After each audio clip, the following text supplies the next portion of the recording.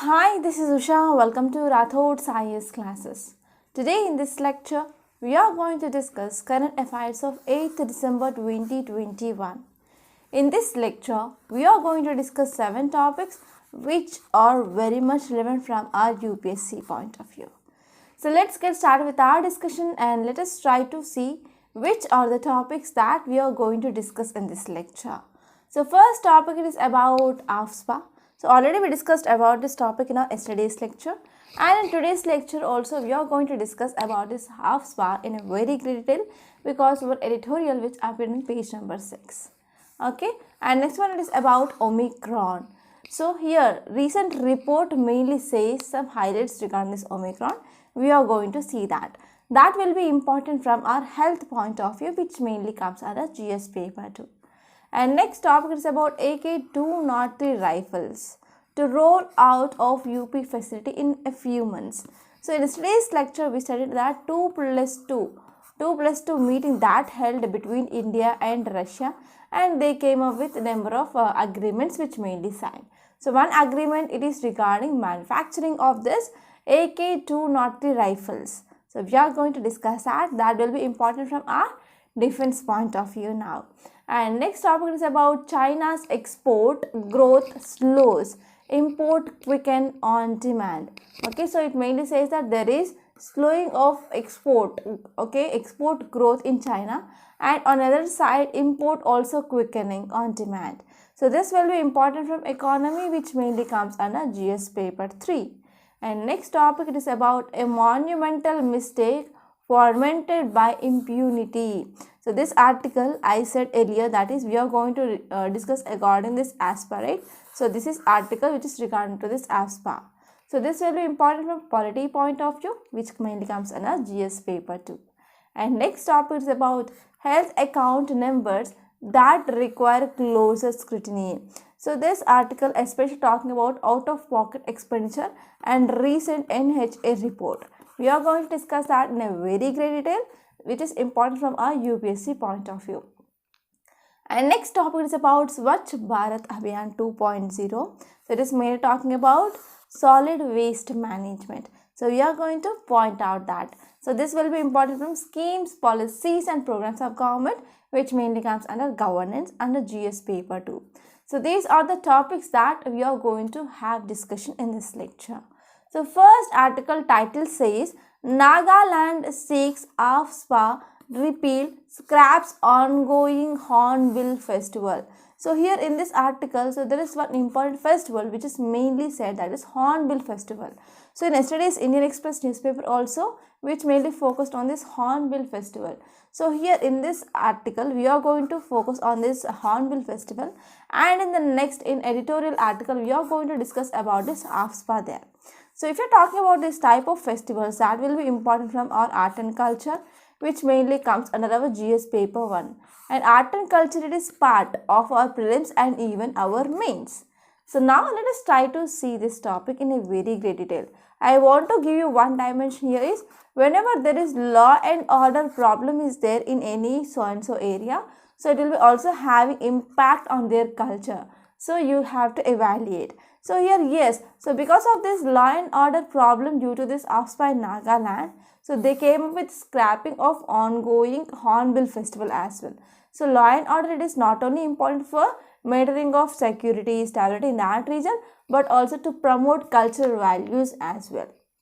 Right? And now let us try to see context. If you see context, it mainly says that in Mon district in Nagaland, which observed shutdown. Okay?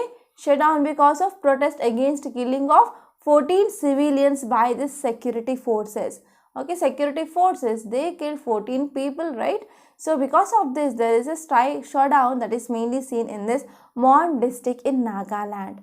While the state government called off a major ongoing festival, okay, also the ongoing festival, that is Hornbill Festival, also called off.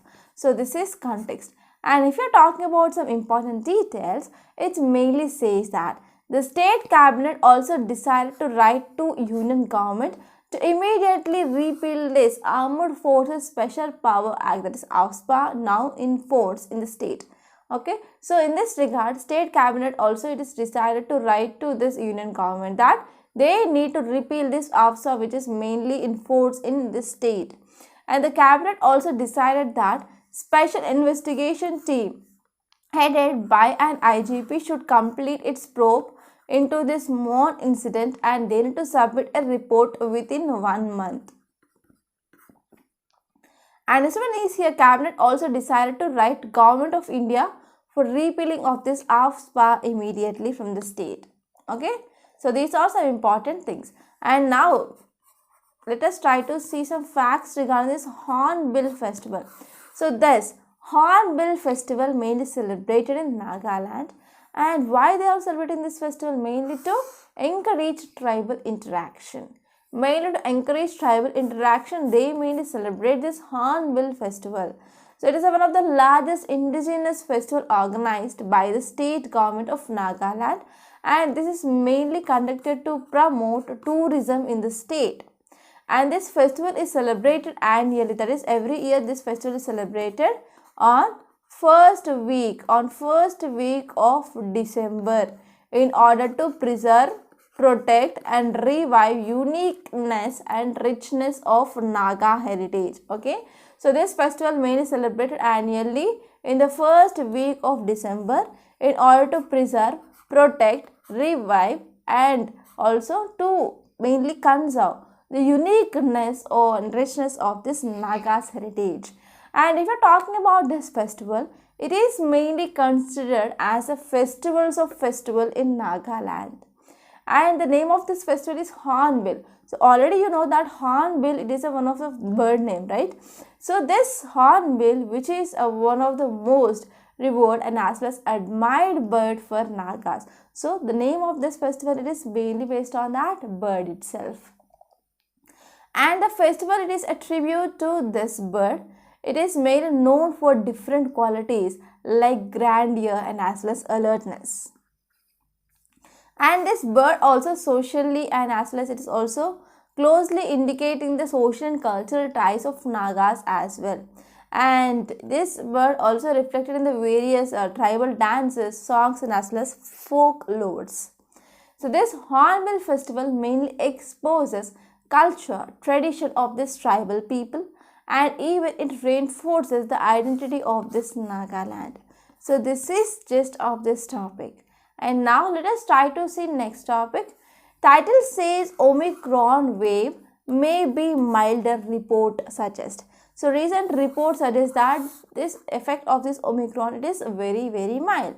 So now let us try to see this topic. It will be important from our health point of view, which mainly comes under this GS paper too. So if you're talking about context, it mainly says that 2 weeks since emergence of this Omicron variant of novel coronavirus in South Africa. In South Africa, 2 weeks, okay, last 2 weeks onwards, we are seeing this emergence of this new variant of SARS coronavirus, that is Omicron. And now, after doing some research regarding this Omicron, so we found some highlights. So first one here is, so this variant mainly appeared that a smaller portion of deaths which are mainly compared with other variants of this SARS corona. So if you are comparing with the deaths of this variant with other variants, so it is very less. So if you see further more details, it mainly says that, so a very smaller fraction of patients who are admitted to the hospitals with this Omicron, they require a very low levels of supplementary oxygen.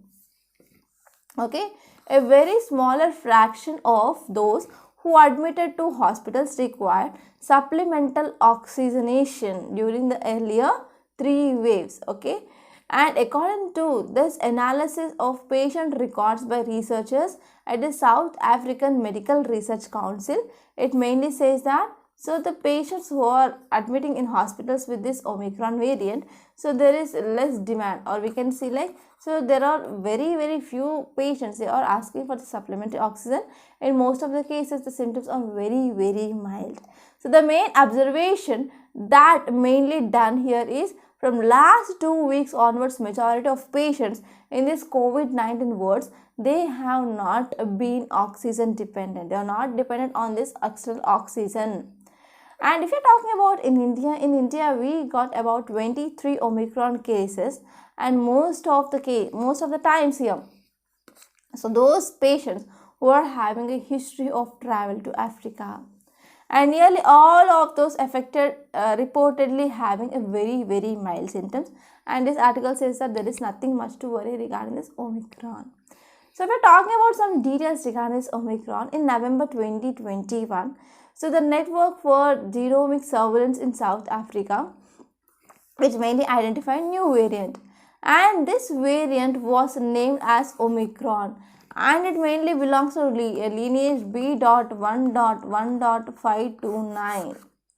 And why it is a cause of concern? Because this Omicron, it is more transmissible than the earlier mutants, and Omicron has unusual constellation of mutations with 30 in the region of its discovery, and some of these mutations, they were detected earlier in alpha and as well as even in delta variants.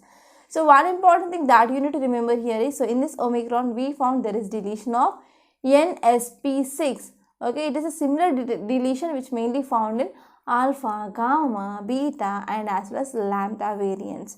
So these are some important facts regarding this Omicron.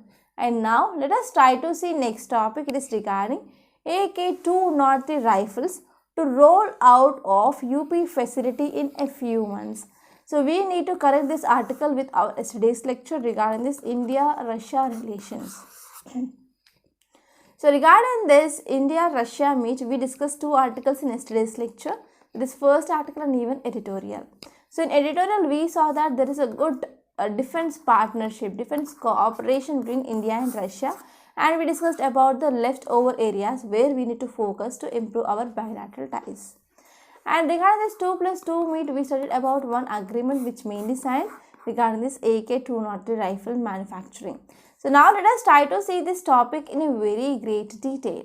So if you see context, it mainly says that Russia is ready to ensure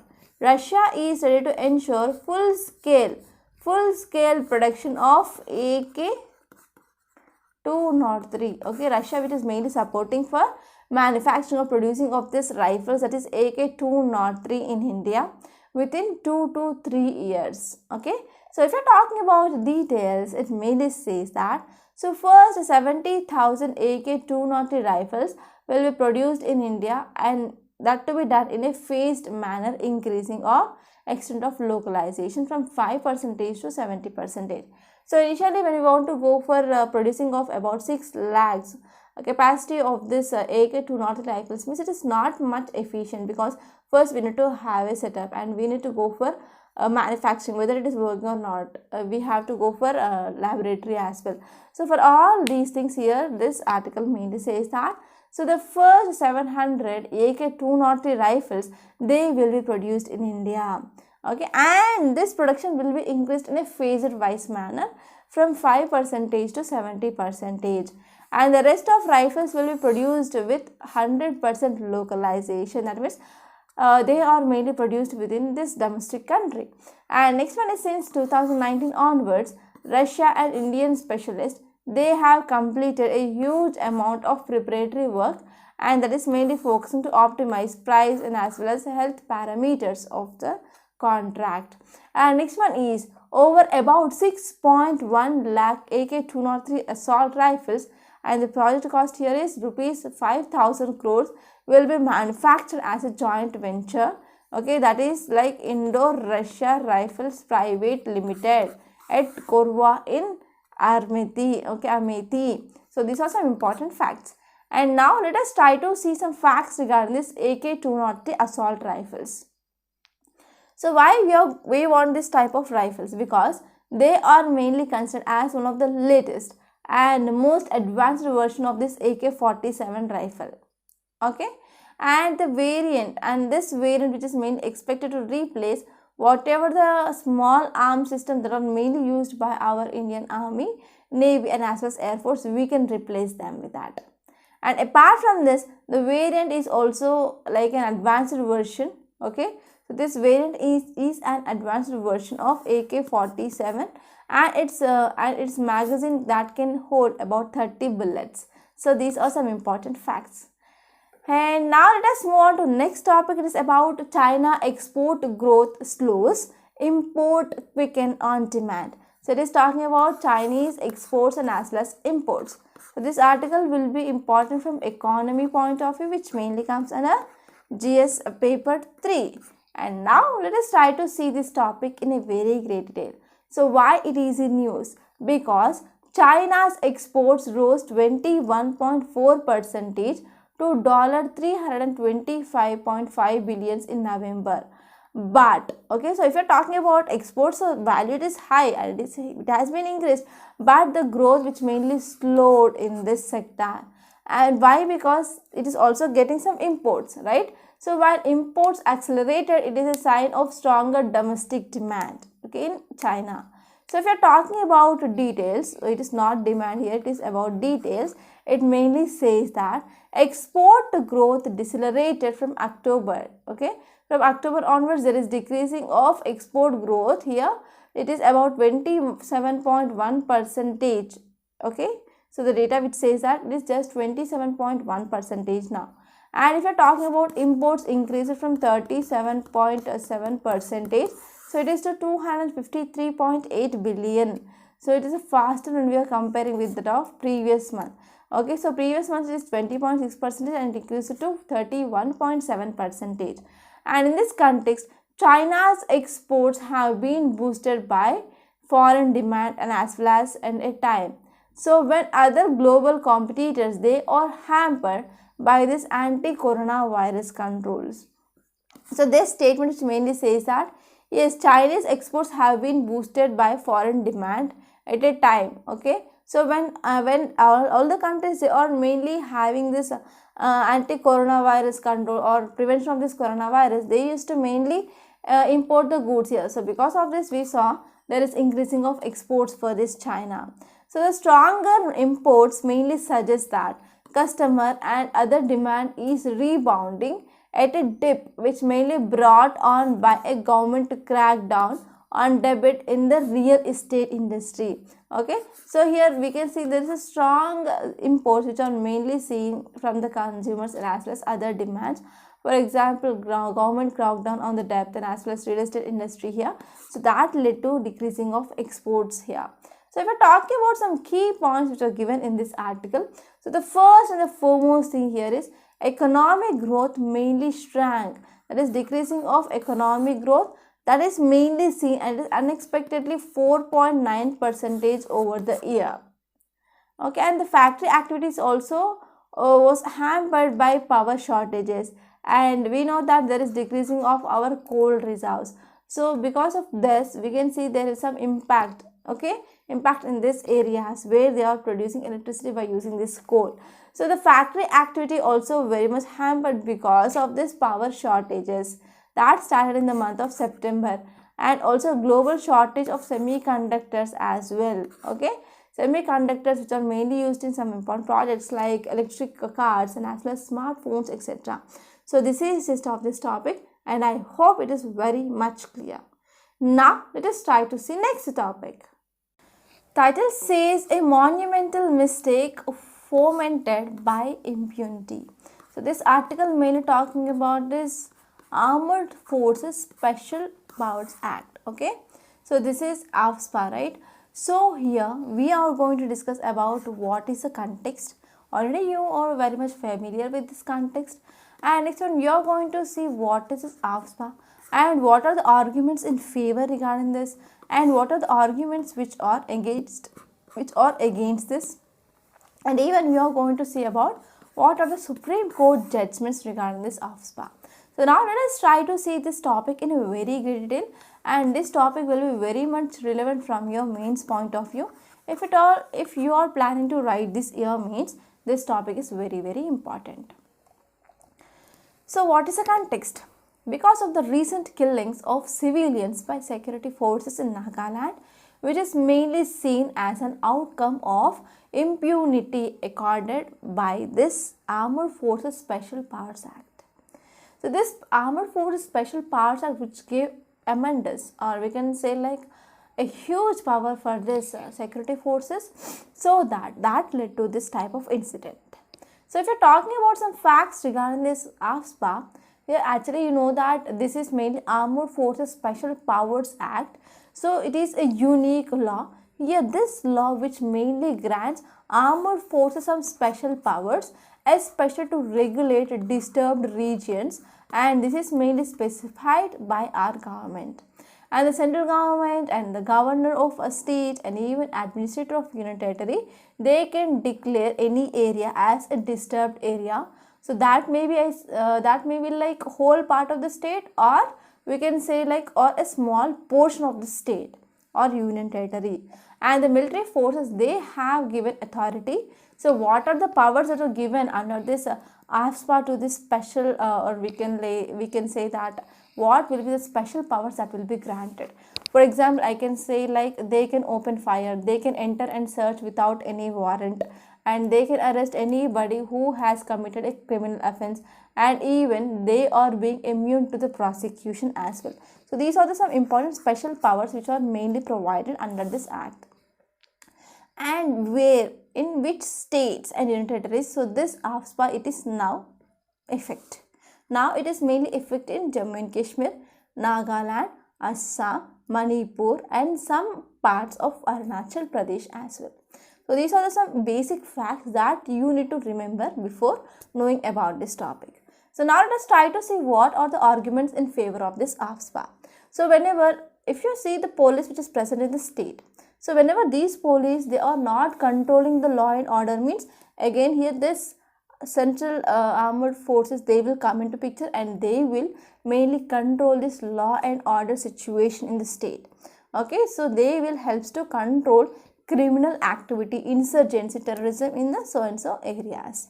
And this one is, so these fascist techniques and all groups and private and public that mean engaged in violence and attempt to pressurize the government by organized violence, and this violence that will be controlled by this AFSPA. So these are the two important arguments which are mainly favoring this AFSPA. And if you're talking about what are the arguments which are against, so first one, it is a symbol of hatred, because even this Jeevan Reddy committee, which mainly formed in 2004, which mainly criticized this AFSPA, it is a symbol of hatred, persecution, and it is a tool of oppression that is mainly used. And next one is immunity to security forces. So this AFSPA has been dubbed as a draconian act here. Okay, so it mainly grants absolute power for this military forces, and they are doing some violence by taking this law into consideration. And this one is human rights issue. So this AFSPA activists, they have been criticized because people, they died because of them. Okay, so because of this, human rights of people, they are violated. And this one is there is prolonged continuation.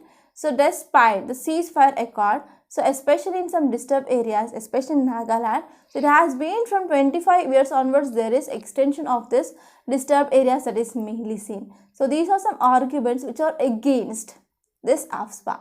And if you're talking about Supreme Court judgments, you need to know two important Supreme Court judgments. So first one, it is regarding 1997 Supreme Court judgment on AFSPA. So here, what happened here at that time during 1997 means, so Naga's people movement for human rights versus Union of India case of 1997.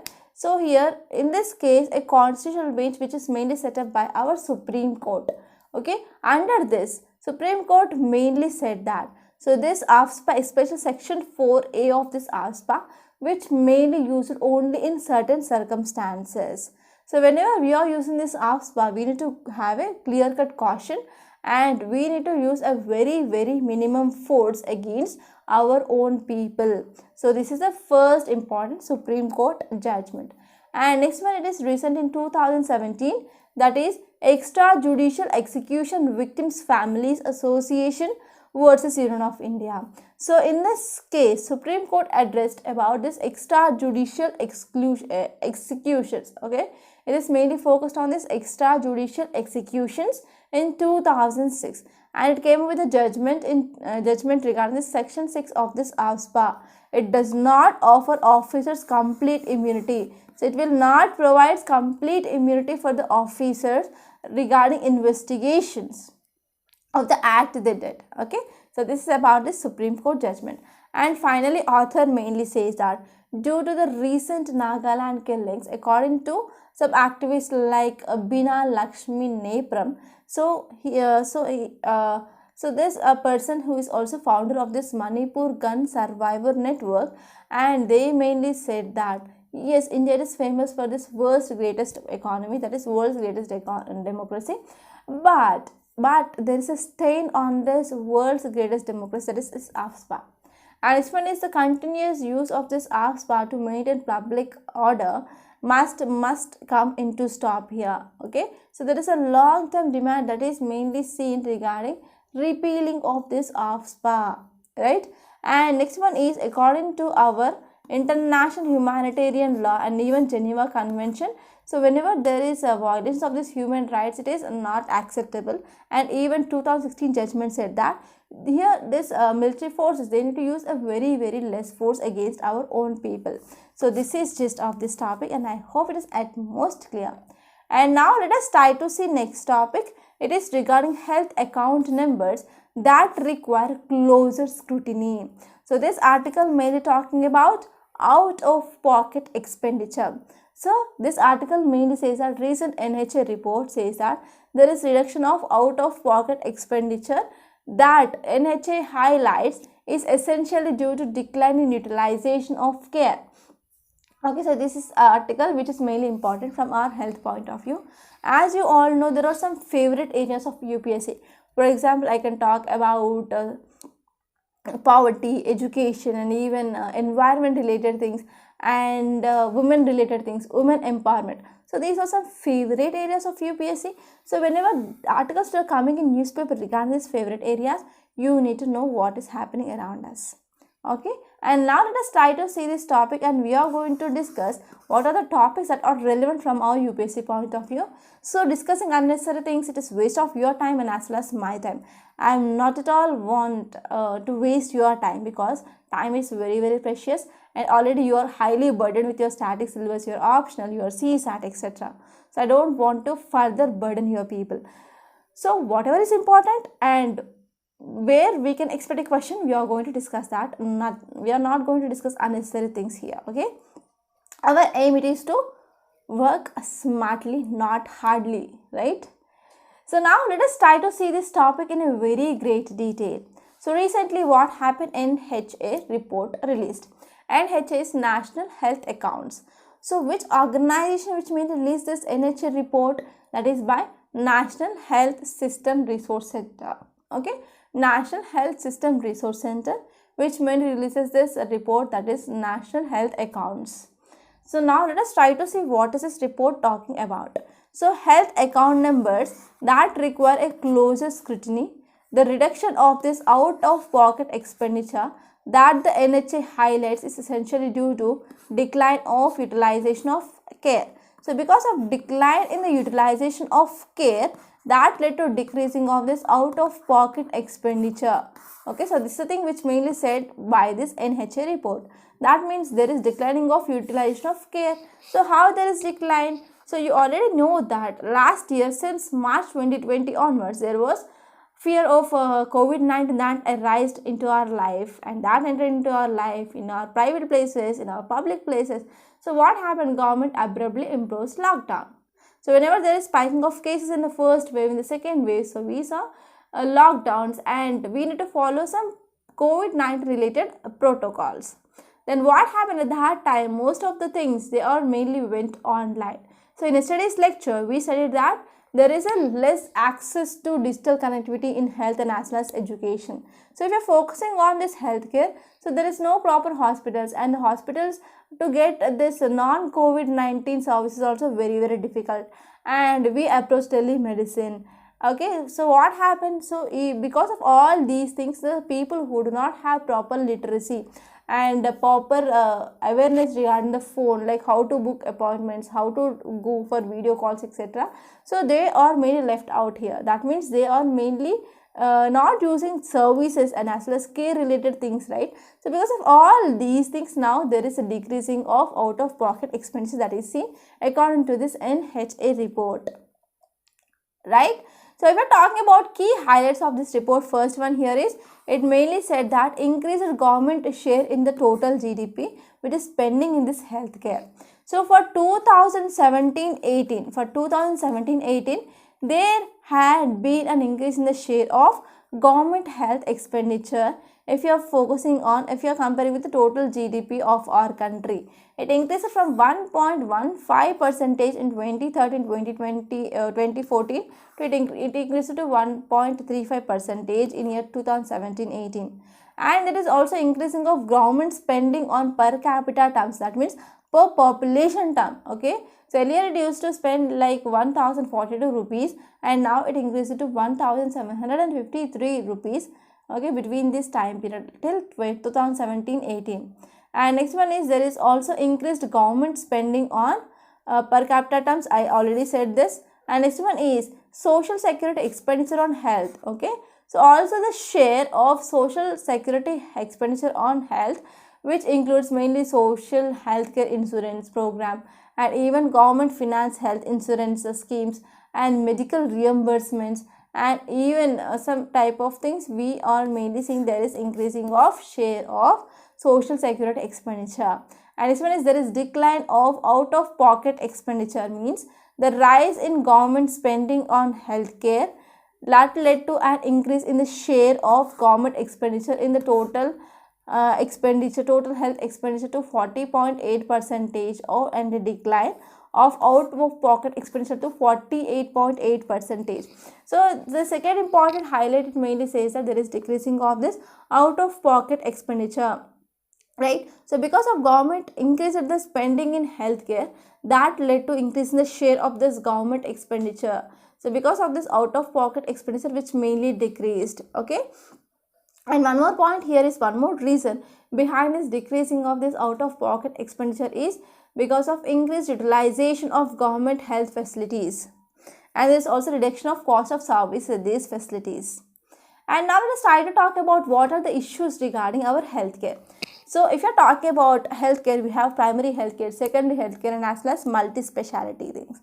So if we are talking about this primary healthcare centers, we are having a small hospital in the village level, and they can go for giving of first aid. For example, if there is any accident or if there is anything that happened, means they will be giving some first aid, right? And also they will mainly focus on giving of vaccines and as well as taking care of people, especially in these rural areas, right, like that. But here there is lack of primary healthcare services that are mainly seen. So the existing public primary healthcare model, it is a very limited in India here.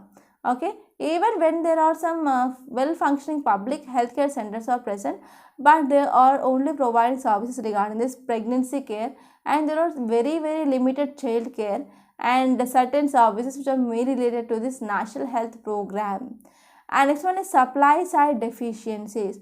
So because of this poor health management skills and lack of appropriate training and supportive supervision for the health workers, they prevent the delivery of desired quality and of these health services.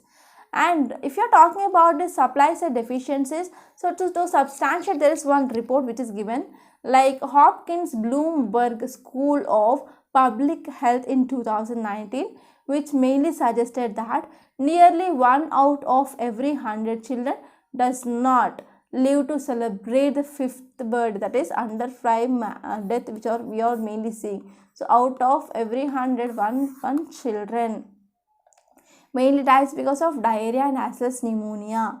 So here this report also says that there is inadequate funding. So India mainly spent 1.8 percentage of GDP on health here. Okay, so here what happened, we need to at least bring up to till 2.3 percentage of GDP. And this one is overlapping jurisdiction. So there is no single authority which is mainly responsible for public health, that is legally empowered to issue guidelines and to enforce compliance of these health standards. Okay, so we had a normally overlapping jurisdiction, and there is no single authority which is mainly responsible for public health here. And the next more important issue that here is less number of doctors. So how many people that we require? So that is very less in India.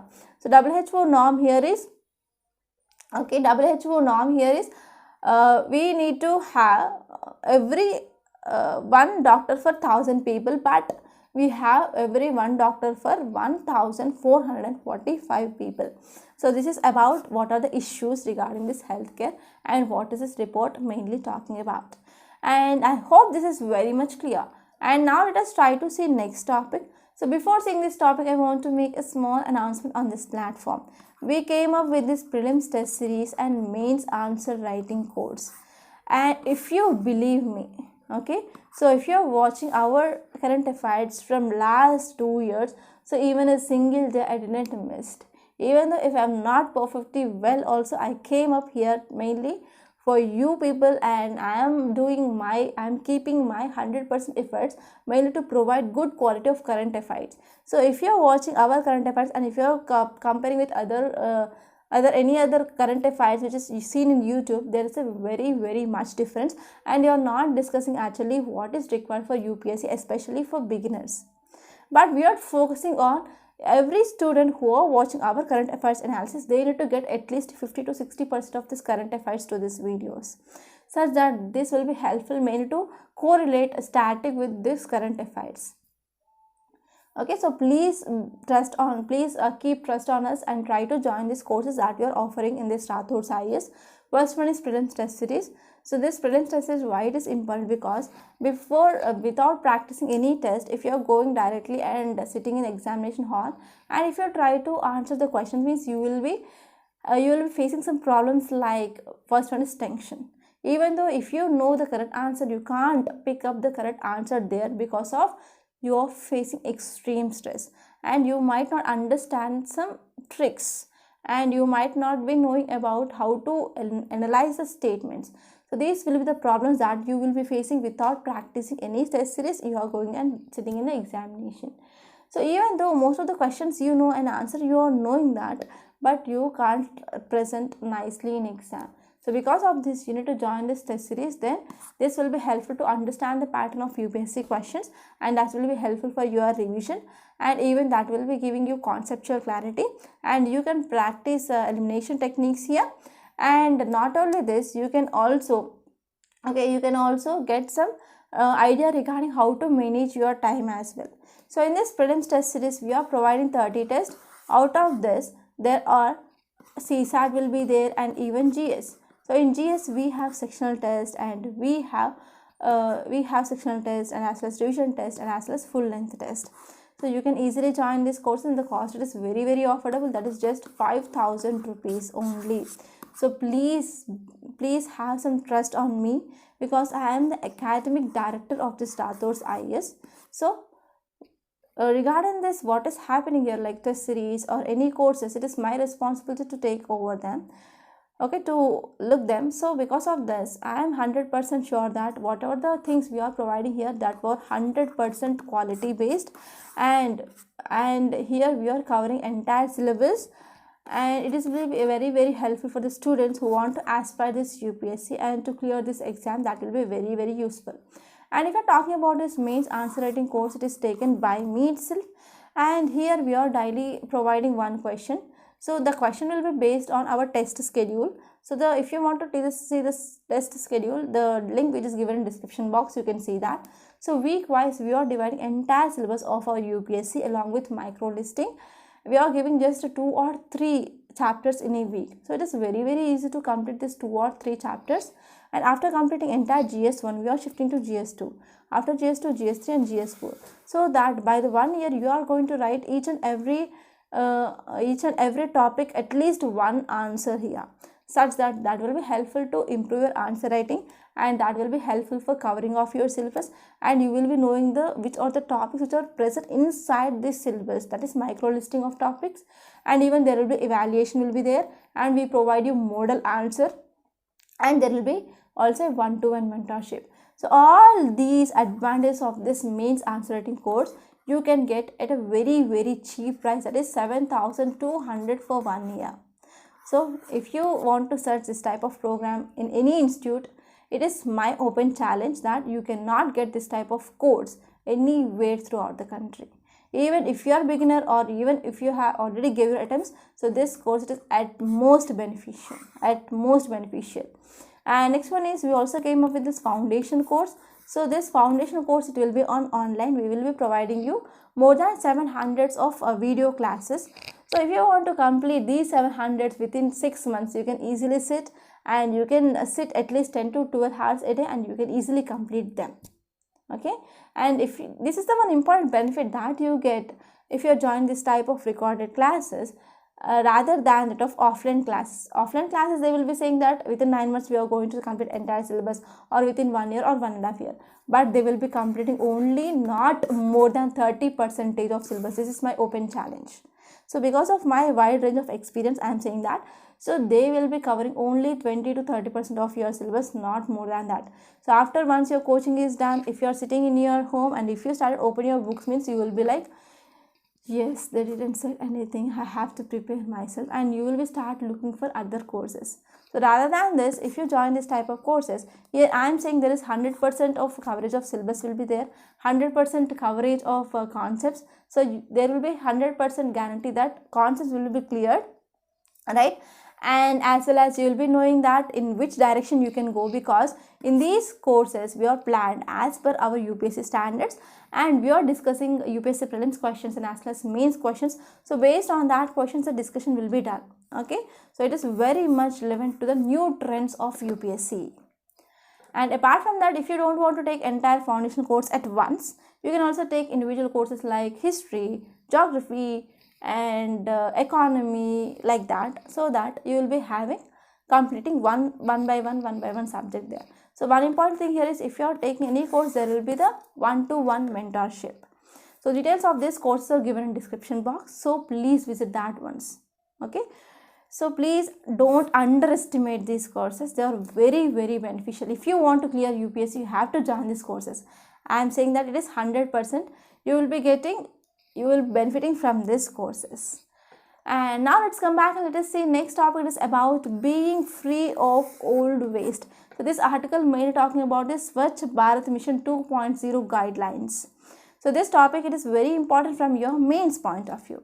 So if you see context, mainly says that recently released Swachh Bharat Mission, okay, recently released Swachh Bharat Mission 2.0 guidelines, which mainly continue to take forward the aims of this Swachh Bharat Mission, which may launched in 2014. Okay, so here what happened recently, here guidelines regarding this Swachh Bharat Mission 2.0 released, and here it is mainly focusing on solid waste management.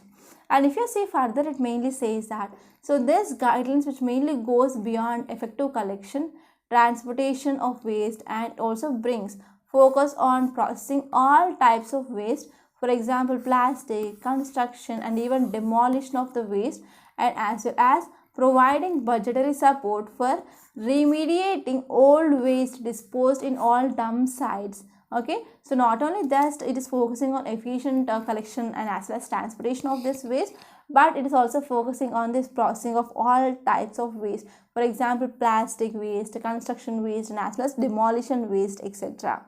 And it mainly components, the important components include source segregation, door-to-door collection of waste, separate transportation of different types of waste, and processing of the waste, processing of the dry waste, and as well as construction and demolition of the waste. So these are some important components of this. And if you're talking about this urban local bodies in several states, they had prepared a detailed project reports, okay, regarding how they can go for waste processing systems, especially for this wet and as well as dry waste, right? And what happened, these facilities, they are mainly delaying establishing of these facilities are mainly delaying because of lack of funding and because of lack of technological processes. Okay, and mainly because of this, that resulted or that led to unprocessed waste being dumped in several sites. Okay, so which may needs to proceed, okay, processes through bioremediation before space can be created or new waste mainly processing plants. Okay, so they can go for bioremediation. So if we're talking about funding here, so the total funding which mainly dedicated for implementation of this Swachh Bharat Mission 2.0, it is rupees 1.41 lakh crore, and it is about rupees 39,837 crore which mainly set aside for the solid waste management. But the financial assistance which is mainly set up for the construction of this demolition waste processing plants, that is mainly limited. Okay, so this is one of the issue here. So now let us try to talk about some important points regarding the Swachh Bharat Mission Urban 2.0. It is mainly focusing. So what are the aims here? So if you are talking about aims, it mainly focuses on like to make all cities 100% garbage free. So to make all cities 100% garbage free, from current it is 70%. And they are also focusing on grey and black water management. Grey water, it is domestic waste water, and it is also focusing on grey water management in the cities. And this one is all urban local bodies with ODF, open defecation free place status. Okay, with a population which is less than 1 lakh, they need to move towards this ODF plus. And they are also focusing on source segregation of solid waste, and even they are mainly utilizing 3 R's, that is reduce, reuse and recycle. So these 3 R's will be very important. Okay, and they are also focusing on even scientific processing of all types of municipal waste and remediation of legal dumping or legacy dumping sites, and they will be focusing on effective solid waste management. So these are some important aims of this Swachh Bharat Mission Urban 2.0. So this is gist of this topic. So by this I am concluding today. I hope you enjoyed this lecture. Please subscribe to Rathod's IAS and don't forget to like, share and comment my videos. And don't forget to subscribe to the courses, and the details of this course are given in our description box. So please visit once. Thank you so much.